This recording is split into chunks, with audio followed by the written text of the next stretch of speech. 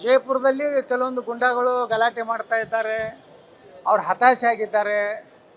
ಅಲ್ಲಿ ಏನಾಗಿದೆ ಅಂದರೆ ಸುಮಾರು 10ರಿಂದ 12 ಸಾವಿರ ಜನ ಸತ್ತವರ ಮತಗಳಿದ್ದಾವೆ.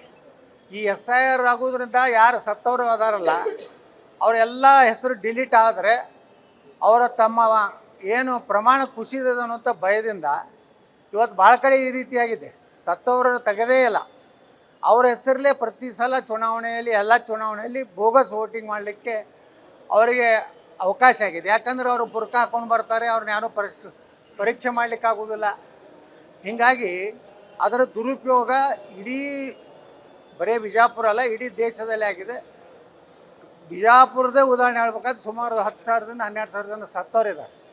ಅವೆಲ್ಲ ಡಿಲೀಟ್ ಆಗಿಬಿಟ್ರೆ ಬಿಜಾಪುರ ಏನು ಅವ್ರೇನು ನಮ್ಮದು ಪ್ರಾಬಲ್ಯ ಇದೆ ಅಂತ ಹೇಳ್ತಾರೆ ಅದು ಕಡಿಮೆ ಆಗ್ತದೆ ಅನ್ನೋದು ಭಯದಿಂದ ಅಲ್ಲಲ್ಲಿ ಗುಂಡಾಗಿರಿ ಮಾಡೋದು, BLOಗಳ ಮೇಲೆ ಒಂದು ರೀತಿ ಹಲ್ಲೆ ಮಾಡುವಂಥ ಪ್ರಯತ್ನ ಮಾಡೋದು, ಅವರಿಗೆ ಕೆಟ್ಟ ಶಬ್ದಗಳನ್ನು ಸರ್ಕಾರಿ ಅಧಿಕಾರಿಗಳಿಗೆ ಮಾತಾಡೋದು, ಜಿಲ್ಲಾಧಿಕಾರಿಗಳ ಬಳಿ ಹೋಗಿ ಗಲಾಟೆ ಮಾಡೋದು ಮಾಡ್ತಾಯಿದ್ದಾರೆ. ಬಿಜೆಪಿಯಲ್ಲಿ ಸಂಧಾನ ಸಭೆಗಳ ಪ್ರಮಾಣ ಜಾಸ್ತಿ ಆಗಿದೆ. ಇವತ್ತು ಕೂಡ ಸಂಧಾನ ಸಭೆ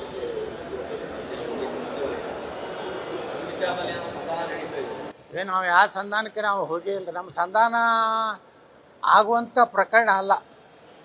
ಸಂಧಾನ ಪ್ರಕರಣ ಯಾವಾಗ ಪ್ರಾರಂಭ ಆಗ್ತದೆ ಅಂದರೆ ಯಾರಿಂದ BJP ಮುಳುಗ್ತಾ ಇದೆ ಆ ಒಂದು ಕುಟುಂಬ ಕರ್ನಾಟಕದ ಮುಖ್ಯ ದಾರದಿಂದ ಹೊರಗೆ ಹೋಗ್ಬೇಕು ಅಂದಾಗ ಸಂಧಾನ. ಅಲ್ಲಿವರೆಗೆ ಯಾರ ಜೊತೆ ಸಂಧಾನ ಮಾಡೋ ಪ್ರಶ್ನೆ ಉದ್ಭವ ಆಗೋದಿಲ್ಲ.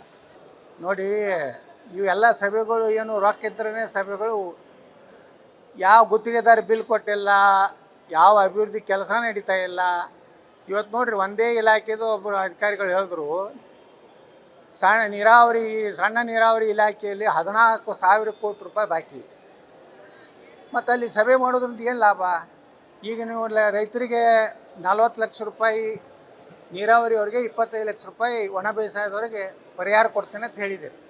ಎಲ್ಲಿ? ಕೃಷ್ಣಾ ಮೇಲ್ದಂಡೆ ಯೋಜನೆ. ಅದೇ ಇಲ್ಲಿ ಹೇಳ್ತೀರಿ ಬಿಡದಿಯೊಳಗೆ 2 ಕೋಟಿ ರೂಪಾಯಿ ನಾವು ಪರಿಹಾರ ಕೊಡ್ತೇನೆ ಅಂತ. ಒಂದೇ ರಾಜ್ಯದಲ್ಲಿ 2 ಕಡೆ ತಾರತಮ್ಯವನ್ನು ಇವತ್ತು ಈ ಸರ್ಕಾರ ಮಾಡ್ತಾಯಿದೆ.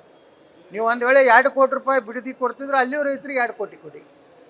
ಅದನ್ನು ಹಂತ ಹಂತವಾಗಿ ಕೊಡ್ತಾರತ್ತೆ. ಹಂತ ಹಂತವಾಗಿ 5-6 ವರ್ಷಗಟ್ಟಲೆ ಕೊಟ್ಟರೆ ಆ ರೈತರು ಪೋತೆ ದಿವಾಳಿ ಆಗ್ತಾರೆ. ಒಂದೇ ಇದಕ್ಕೇ ಹಣ ಇಲ್ಲ, ಸುಮ್ಮನೆ ಎಲ್ಲ ವಿಭಾಗ ಸಭೆಗಳು. ಅದರಿಂದ ಯಾವುದೇ ಸಭೆಗಳಿಂದ ಯಾವುದೇ ರೀತಿ ಫಲಪ್ರದ ಆಗುವಂಥ ಸಭೆ ಆಗುವುದಿಲ್ಲ. ಅದು ಸುಮ್ಮನೆ ಕಾಟಾಚಾರಕ್ಕೆ ಮಾಡ್ತಾಯಿದೆ.